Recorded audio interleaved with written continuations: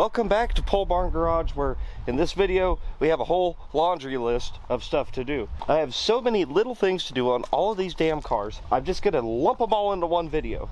Everything I need to do, all my chores I gotta do, right? First things first, it's starting to get cold. Winter is coming.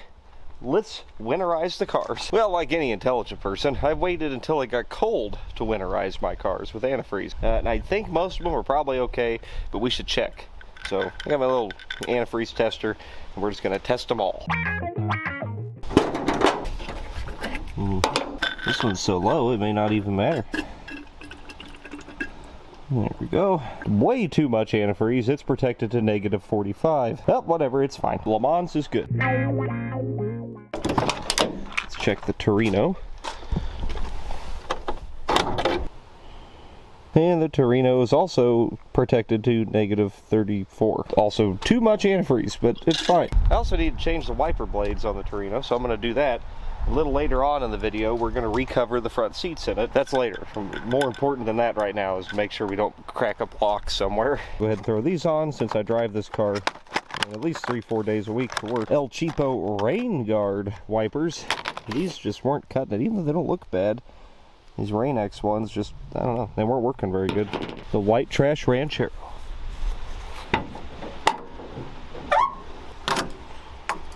Pretty low. This one's too low to test. I'm going to top it off, we'll fire it up and let it circulate a little bit.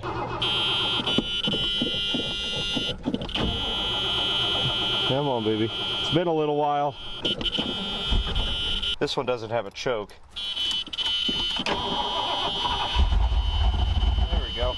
Come on.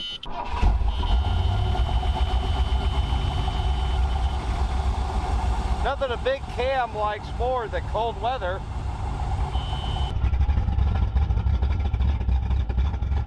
And let her run, get up to tip, and then we'll test again. While we wait on that, let's test old Blue here.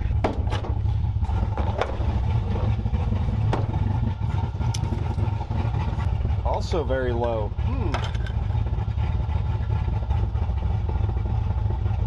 Old Blue's good till -7, but yeah, it could actually use a little bit of extra. I think there's enough room in there to pour enough in there to straighten it out, though. It took quite a bit. Let's get it fired up and we'll retest. We'll let those two run. Let's go check some more. We'll check the Holy Goat next because I changed the intake on it and I don't remember what I put in it. Probably not coolant. Road trip was kind of hard on my aluminum parts in there. Yeah, Holy Goat needs some too. Drained about a gallon out of the goat here. We'll fire it up and then we'll go retest the other two.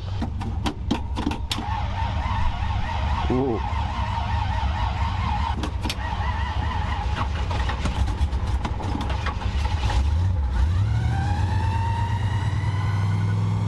Can't hardly see it, but it's good now. Your turn, Blue. I know you're supposed to do this while it's cool, but it should at least give us an idea. Oh yeah, she's good now. Just took a little bit to move it up. If I get them up to like -20, that's good enough for here. It doesn't get down to, oh, maybe -10 for like a day if it's a real bad year. Thankfully it started to rain though, so that's nice. We'll check the goat here in a minute. She's circulating now. Let's shut her down.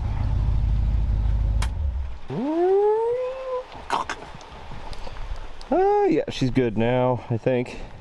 About -20.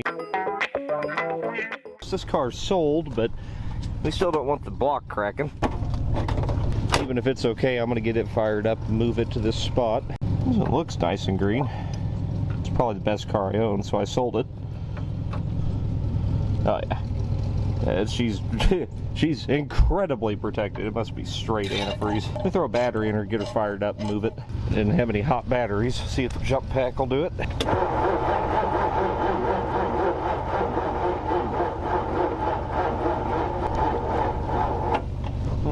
Check the antifreeze in your car so I can rob the battery out of it. Okay. Nice in here. I know. Huh. This is going to be the only pleasant one all day. Yeah, this needs antifreeze. Huh. Pretty bad. We need to drain about a gallon out of it. Okay. So let's go get a drain pan and do that. Bring our pan, the mighty shop truck here. Well, if you want to see JD fix this thing and get it running again after sitting for months, you know, you can check that out on Outside the Barn, our second channel. Start it up. All right. Gotta let this stuff circulate, and then we'll test it after it runs through it. Yeah, it's about -7. It'll be all right. It should be all right in here. I think I'm kind of getting what was in it off the top, but it'll mix in.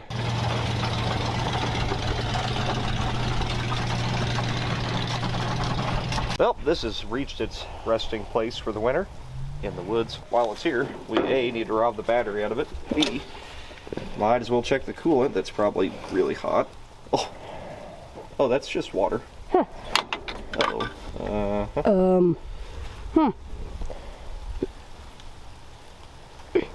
It is something. Oh yeah, she's good to -20. Wait, what? See, yeah, it's got that good antifreeze in it. The brown kind. It's the best kind, really. It's a 460. It doesn't give a shit. Anyway, on to the next one. Let's test the jaag. Well, the jaag I care about. The V12 one. No, I don't care. Yes. Ooh. The jaag has a really nice looking engine in it. And that's it. Thankfully, there's absolutely nothing in it. I'm gonna guess it's water. Yeah. I say we just put some antifreeze in it. We don't want to do that, because then we'll end up just draining out the antifreeze. It may need, like, completely filled. Yes, well, I actually was able to get to the petcock on the jaag. And it was surprisingly accessible. Now, this, of course, came from Phoenix, and it's pretty safe to assume that there's no antifreeze in it, and there's not. So, I mean, there is some, but it's at the bottom of the gauge. We're gonna have to drain this thing totally and fill it, which means we have to get this to run, which, thankfully, it's a jaag. It'll be no problem. Return the jaag tank to its rightful place. Right there. Yes. And then we gotta get another clicky clank in here. I think I got all these jaag parts for this car I dearly love. Reinstalled the jaag pump into the jaag. And then I gotta figure out which jaag wire.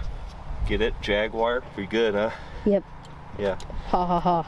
But yeah, so I gotta figure out which jag wire has power and then hook this fuel pump up. I just wrapped it around the screw here, grounded it here, got it plugged back into the headlights. I've been draining it out, so I'm gonna shut the petcock, pour some coolant in it, and we'll get this thing filled up with antifreeze.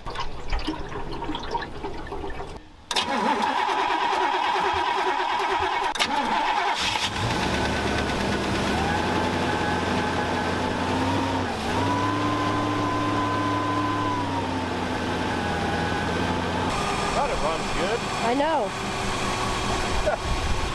I put 1 gallon of antifreeze in. Now we'll put a gallon of water in. Yeah, she good now. Yeah. No, it's not. Okay. Oh, wait. I don't know. I mean, it's got to be close. I'm calling it good. All right. All right, on to the Eagle.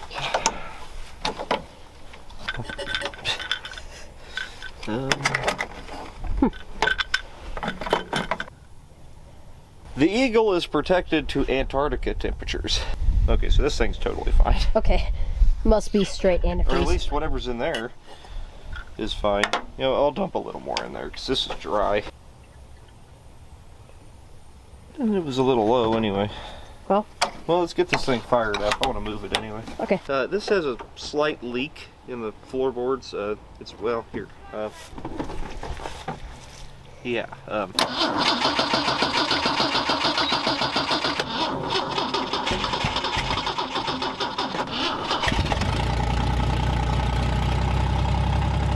It was a little low on oil, so yeah.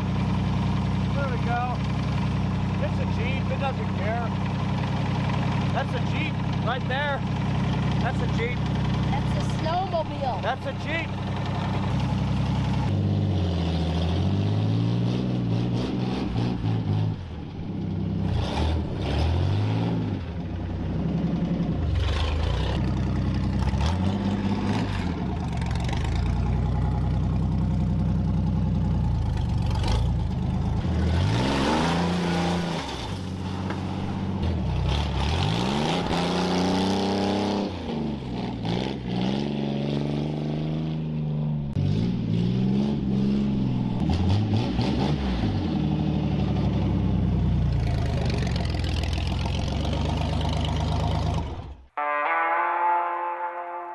On to stubs. Oh yeah. Ooh, Yeah, it's yes. good. Remember we put all that used antifreeze in it? Yeah. So stubs is good to go. And this actually needs a fuel pump again. Thanks, O'Reilly Auto Parts. We might do that if we get the time to. We haven't really done anything with this truck. 390 4-speed 70 Ford truck. So we'll be messing with it. But let's make sure that it's at least protected right now, because it's going to get really cold tonight. Dang it. Shit. We need more antifreeze. Yep. Well, unfortunately, we're going to have to get this thing running to circulate the coolant in it. It was running when I got it, and well, some things happened that I'll show you. The best things about this truck is that, well, nothing almost. It has a custom bed on it, but it is a 4-speed. That's pretty cool. The interior's custom. It's deluxe, really. It has a gun rack, so you know that's handy. I left the window cracked apparently, so that's not good. Under the hood we have a 390 that's covered in rust, which, you know, it looks like it's been sitting for years, right? Well, actually, the last time I drove it, the battery fell over, hit the fan, it sprayed battery acid all over the engine. So what could possibly go wrong now? But I think it'll fire up no problem. Let's throw a battery in it. That's a good battery. We'll keep that. Little JB weld. Fix that up. No problem. Yep. Yeah, I don't know why it has 2 ground cables, but it does. That's for custom. It's optional, actually. I'll go crank it and see what happens.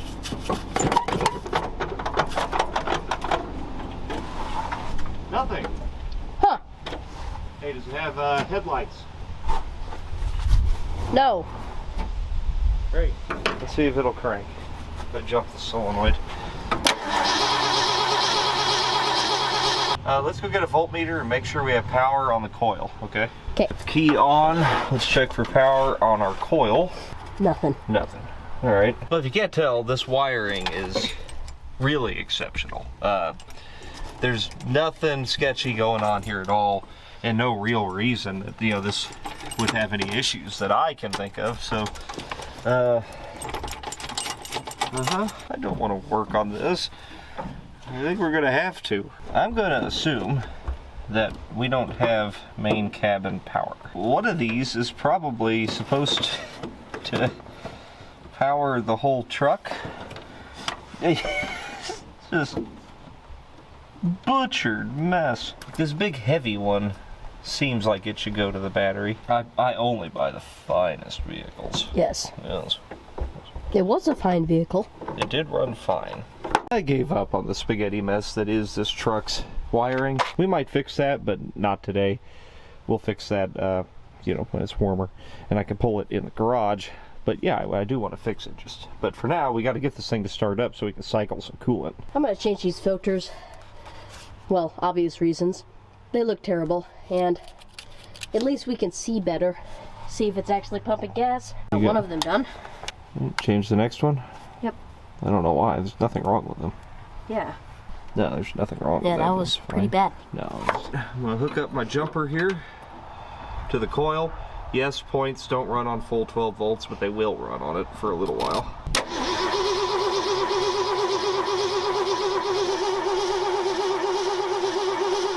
Yeah, there it is.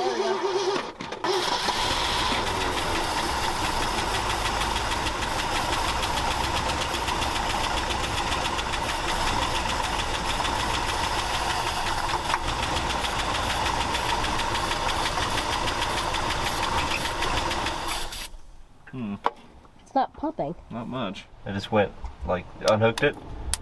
You can hear the blower motor run. The whole truck's getting its power from the coil. Or at least the blower motor is. Ah, there. Did I get rid of it? Oops. Oh. I did not get rid of it. There. There we go. Yeah, you can't do that. It should improve our spark anyway. If I can't prime this pump, freaking thing might just be out of gas. Oh, and the key works now mysteriously. Yeah. I don't think there's any gas in it. We probably need gas. Yeah, we need to clean these points up a little bit. They're pretty corroded. They're working, but you know, I think they'd work better. And then put some gas in it. I'm gonna sand these points up just a little bit, just so we get a nice strong spark. Noticed a little corrosion on them. I'm sure the battery acid has nothing to do with it. Look at this environmentally friendly gas can at work. Thanks, EPA, for protecting the environment. I think we got another bad fuel pump. Surprise, surprise. Well, it's safe to say that it was out of gas, because it's currently pouring it all out of it right now. But that'd be a good place to put a clicky clack, I think. Ah, yes. Oh, that's so warm. Getting her tight? Yep. Good deal. Hook that up to our drill battery 9000 and see if it fires off. And yeah, just hook the electricity up. Oh, is it pumping? Oh, shut it off. Yeah, it's pumping. Good. Alright. Oh, yeah. Oh, this whole truck's going up in flames. Yeah. Excellent. Well, let's go ahead and get it started. Alright. Go boom? Not yet. Okay. Let's see if the key is magically working yet again. Okay. We got to hook up the drill battery 9000, of course. Leaks? Nope, you're good for now.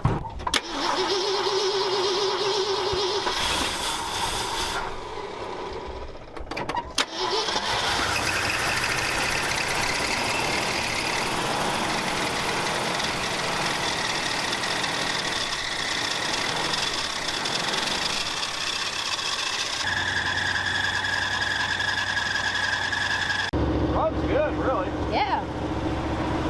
Let's take it for a spin. All right.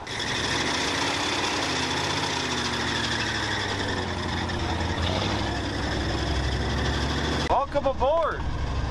Whoa. Luxurious accommodations of this thing.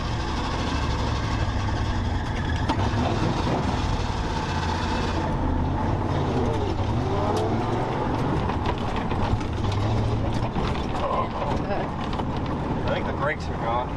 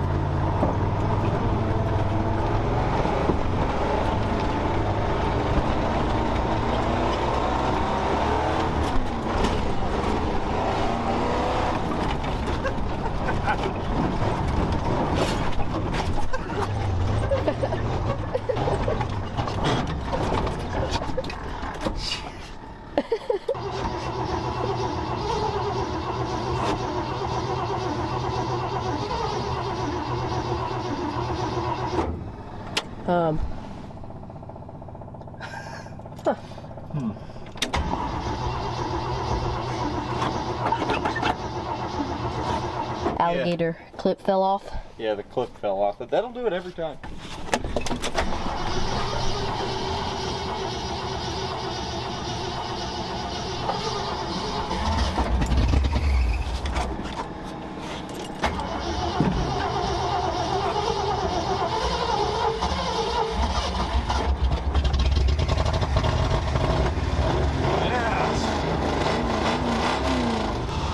Needs a clutch pretty bad. I have one for it though.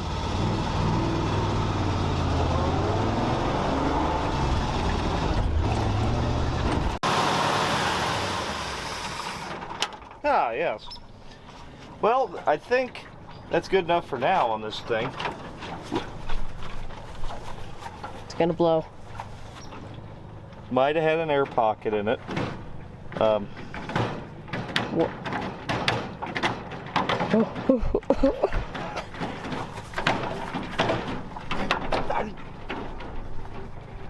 What the hell? What is going on? I don't know. It wasn't hot. How do you know? It has gauges. Do they work? Yeah. Oh, should go unscrew the cap. Yeah. Let the pressure off. I think it's alright. What I want to do is put the flatbed off the old farm truck on this. That's like a 2 or 3 man job though, to pick up that big steel flatbed. So that's what we're gonna do with this truck. If you want to see it, let me know down in the comments if you want to see me build a new farm truck. Alright, let's take the silver dollar. This should be okay, or completely empty. I'm gonna go ahead and top this off. And this truck also needs a radiator, so this might seem a little counterintuitive, but just so I can test it, I want to get it to fire up and we can make sure she's good to go.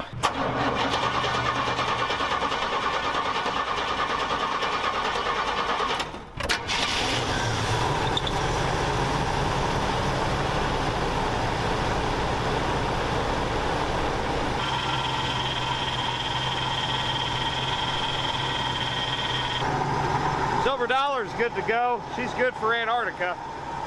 So we can shut this down. Now we can have that battery. Check the boogie van. I know this one should be fine because I just flushed and filled it. Or I filled it with water. You know, not nearly enough. We need to get at least a gallon out of it. Okay. Not too bad to get to, actually. The boogie van drain. Let's check the new van. Probably straight water because it came out of Phoenix. Yep. Literally just water. Both of those literally just had water in it. I'm just draining them out. Let's check the brown truck. It should be fine. Yeah, it's okay. Maybe I'll get her to fire up though. I haven't started that thing in months. Little ether did the trick. I'll call this one good. Now we gotta check the vans. They should both be good though. Yeah.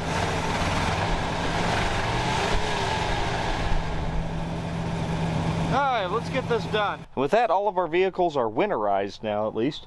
So next, we're gonna tackle some of the little projects that I can't really work into a video, except for this one.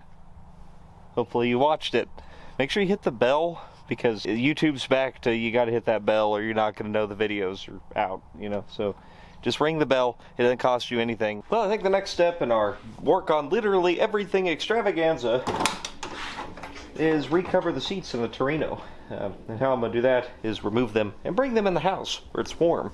So give me a minute here. I'm gonna get all my trash out from under the seats because I do drive this well, basically every day. So, and in that same vein, I have some creature comforts to add as well. Now fortunately, the 72 and 3 Torinos, they have studs in the floorboard that come up to mount the seat.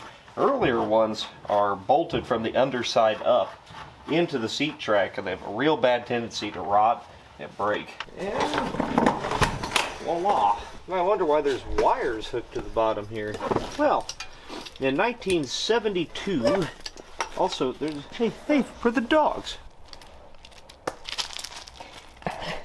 In 1972, there was a mandate that if you sat in a seat, it had to buzz at you incessantly to tell you that you should buckle up or die. Pretty sure that's what they said. Most people just disconnect them so that they're not so terribly annoying. There we go. Out you come. Be a good time to clean all this up. Ooh, penny. Oh, cool. 1974. It's only a year newer than the car. We're back in the house because it's warm. I'm trying to figure out how these things even come apart. And hello. Obviously, with a bucket seat, you got to get the back apart from the top so I can put it together. So I'm probably gonna have to do a little exploratory surgery around the hinge. Here's the probably very dangerous Chinese seat warmers I got. They're ceramic, and they came with wiring. So that's, yeah, I'm sure these are very safe. And in there, there's just a little spring clip we pop that clip off, and I think the back of the seat comes off. Took me a minute to figure out how that works, but got her out of there. Now I'm guessing the seat just falls apart. And now, that clip out of the way, we pull out this pin here. There we go.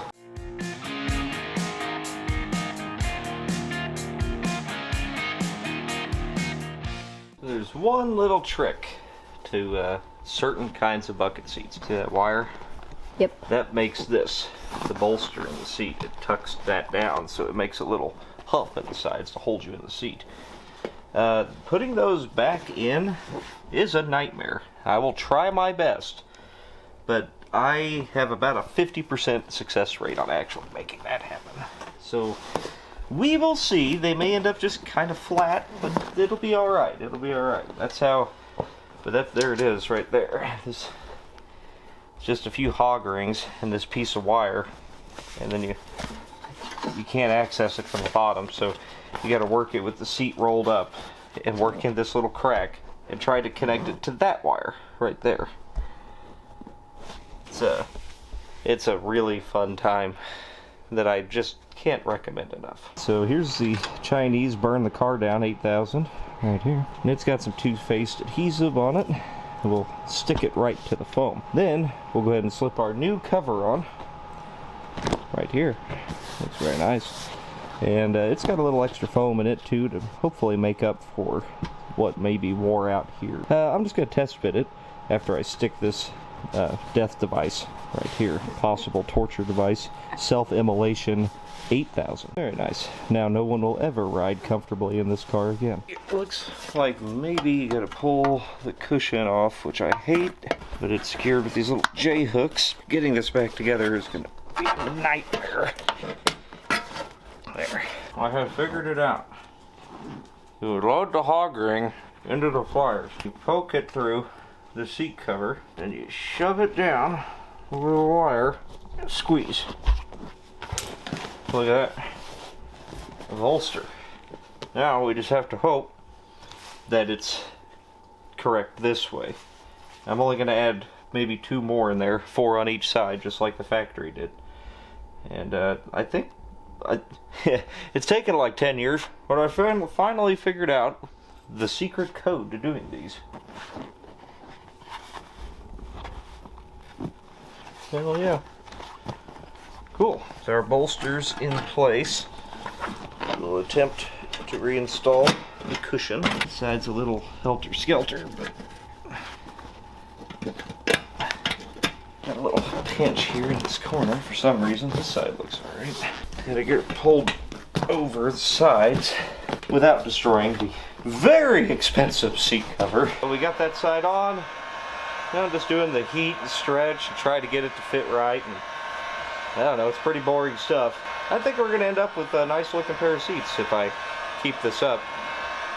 Theoretically, the back of the seat should be easier. You got a little soft spot in the corner here. It's just because the foam is broke down on the front, on the edge of the seat. I don't think anything I do is going to fix that. Got a couple different kinds of high density foam here. If we just kind of supplement a little bit, maybe we can make that go away. And it kind of built that bolster back up a little bit.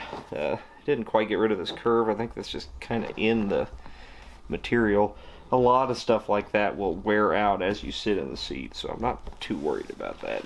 Anyway, let's hog ring this thing together and try to knock out the back of it.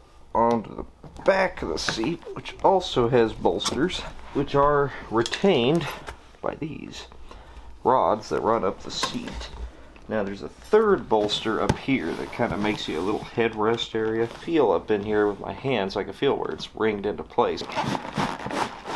So I just found these aluminum foil strips in the Chinese self-immolation chair 7000s, and I think these are what actually radiates the heat out of the heating pad.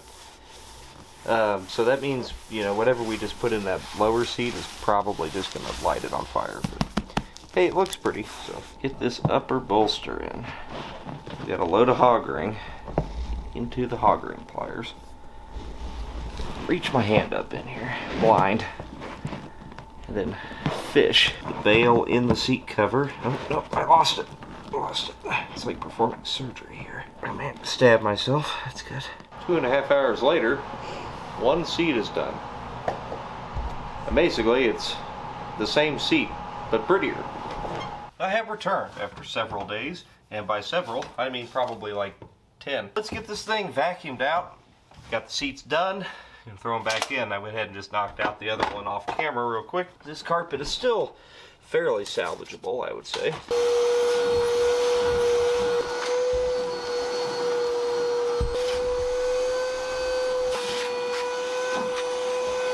Here we go. First of our brand new seats.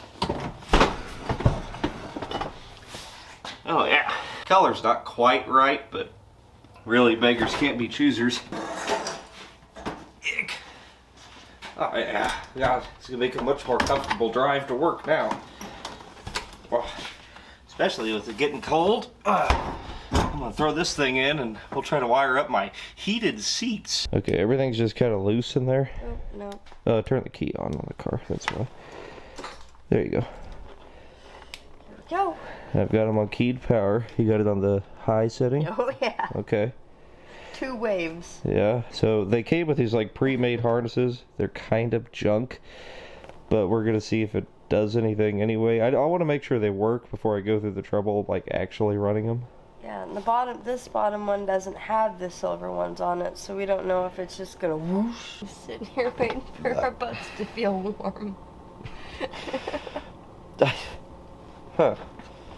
Okay, so it turns out, maybe don't buy the... Yeah, they weren't even the cheap ones. Maybe just take a minute.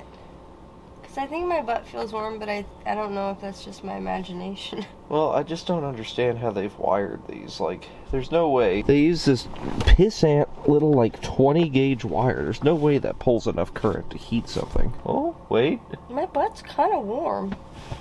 Feel my butt. I don't have any data to report. I got nothing. It is warmer here. Just right here. Just right there. Not back here. Not, well, there's a little bit. No, it's not. This is definitely being heated here. But only here. You only have a ball warmer, not just a butt warmer. My balls will be very warm. Well, that was a complete waste of effort. But at least the seats look good, and they're comfy now. So that's nice. Still waiting to be warm. On to the next problem. Up next in the grand extravaganza of work on literally everything I own is the van. So this needs a gas tank, I think. I'm having some pretty serious fueling issues with it. We're going to get in here, drop the gas tank, and see if we see anything wrong with it. We'll replace it, the sending unit, and we'll put another fuel pump on it if we have to. Naturally, I parked this thing with a full tank of fuel, so it's got like 30 gallons of gas in it. I don't want to drop the tank with 30 gallons of gas in it. So hopefully this thing isn't like anti-thefted and I could just fish a hose down in there. I don't think I can. Shit. There we go. Let's start the draining. Ugh. What had happened with this thing is we were going to get the Mustang 2 and it was doing fine, and all of a sudden it kept starving for fuel. What I did is I actually put an electric fuel pump in line with it to supplement it. That seemed to take care of the problem. But does that mean that the fuel pump is dead? Or does that mean that it just couldn't flow enough and needed a little extra because the sock is plugged or something like that? You can see my brilliant wiring here straight into the trailer harness of this, which allowed us to at least get it home. So we'll run this thing until we drain all the gas out of it. I'll say it looks pretty cloudy and it's not flowing terribly well. Hopefully the problem's inside the tank, because I really don't want to put a fuel pump on this damn van again. I thought this had a full tank of gas, but we're on our 3rd can here and it's really starting to slow down. Sounds pretty empty. I guess it might be out. Either that or the sock is plugged up. So I don't know. Let's dig in here. Let's see. Let's undo my pro wiring here. It's gonna be very hard to remove. Ah, there we are. Loosen our filler neck clamp. Take the straps off. Drop it. Hopefully get to the actual fuel hoses.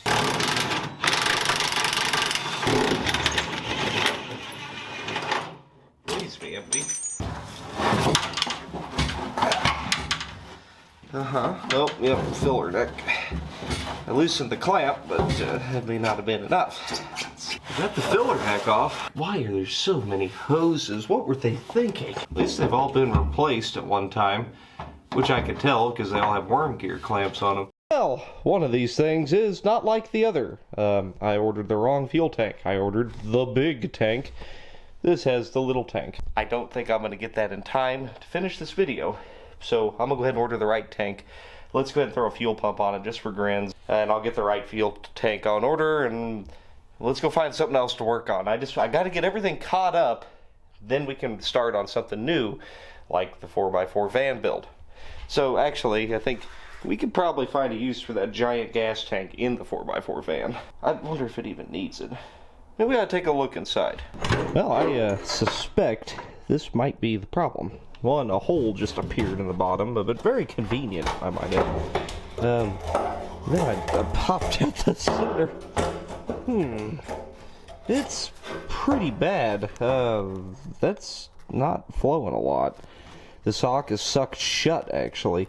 It was only pulling from like right here. I think this is probably the issue. I was going to try to clean it out, reuse it, but now there's a giant hole in the bottom of it, so a new gas tank only like $70. Well, that basically settles that. Let's throw a fuel pump on it. I think we know. I don't even think it really needs the fuel pump, but it might have sucked some garbage up there, and, you know, I just don't trust it, so let's go ahead and change it out, even though it's a pain in the ass. Deep in this dark void is a fuel pump on a van. They're always easy to get off, and very hard to put back on. I've shown this before, but I might as well show it again.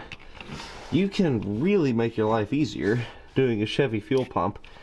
Like right here on the smog pump here, it's the top bolt in that smog pump, the shiny one with the wrench on it.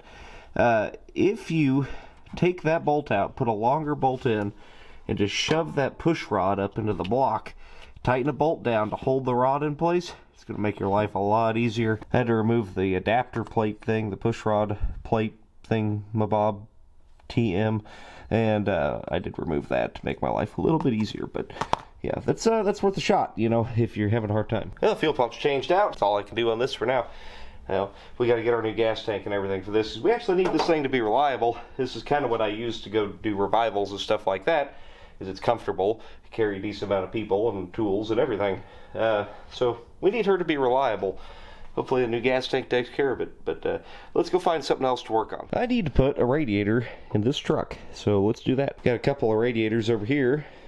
I think that aluminum one is the one I'm going to try to put in it. It's actually the one I put in the Holy Goat before I put the Frostbite radiator in. I'm going to recover the coolant out of this as best I can, since we just winterized the thing, but I'm glad we winterized it because it's been a couple of weeks. And it has gotten below freezing, so I'll probably just pop that lower hose off. Oh, this sumbitch has got a block heater in the hose. You know, I bet that's what's leaking. It probably ain't the radiator. I just saw coolant leaking underneath it. I'm kind of wondering, maybe it wasn't what I thought it was. I see coolant on the intake, and it's just coming out of either the upper hose or the thermostat housing. See that down there? That looks super sketchy. That lower hose with that block heater in it. Let's just get rid of that, just to get rid of one more failure point. Let's see how big of a mess I can make with this radiator hose. Oh, here comes the mess. You know, looking at it a little bit closer here, I don't think there's anything wrong with this radiator. I'm just going to leave it alone. Fact is, you know, it's probably better than that Chinese aluminum one. So, yeah, let's just replace the lower hose and then change out that thermostat gasket. I think this thing's good to go. Sometimes you got to get your eyes on it just to know. Whoa. Oh, it's very crusty. Oh my God. Yeah, that needs changed.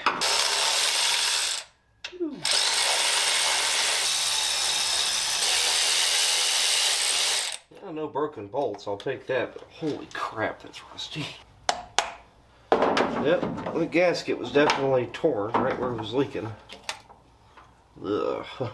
Well, I went ahead and ordered new radiator hoses and thermostat and gasket and all that. It'll be here tomorrow. So I'm just going to clean up everything and get it ready to go, and then we'll pick it up tomorrow. New thermostat couple of decidedly less sketchy hoses, and old Silver Dollar here ought to be in a little bit better shape, but mechanically at least. Let's go put a little bit of RTV on either side of this gasket here. Is because I think there might be a little rust pitting in some of it. I mean, I don't know. Blowing my mind, that's for sure. Man, there we are, all buttoned up. Couple of new hoses, our fancy chrome painted water knife. And yeah, no, it's quite a bit better in here. Bonus point, I was actually able to get this fan shroud a little better attached. Kind of rigged up some bolts in here. It's solid now. It was loose before, and I didn't even know. What could possibly go wrong with this idea? Hey, it's working pretty good. Well, with that, I think we're done doing maintenance around the place here on all the cars. Thanks for watching, guys. I mean, I know this is a little out of the ordinary as far as my content goes, but it's stuff I had to do. And, you know, I hate just leaving things like, everything ends up with like one or two little things that need done, and I just can't do them because I don't have the time. So I decided to throw this together. The video's probably not going to do all that well, but that's okay. It's okay, because, you know, I wanted to share the work with you, but I wasn't really sure how to do it. So, appreciate you. Make sure you check out polebarnmerch.com, pick you up some gear, do things like that, support the channel. We have some big stuff coming soon. I just struck a deal today, that's why it's nighttime, on 3 complete garbage vehicles that you are going to love to see. So, we will see you again on Pole Barn Garage. Thanks for watching. Bye.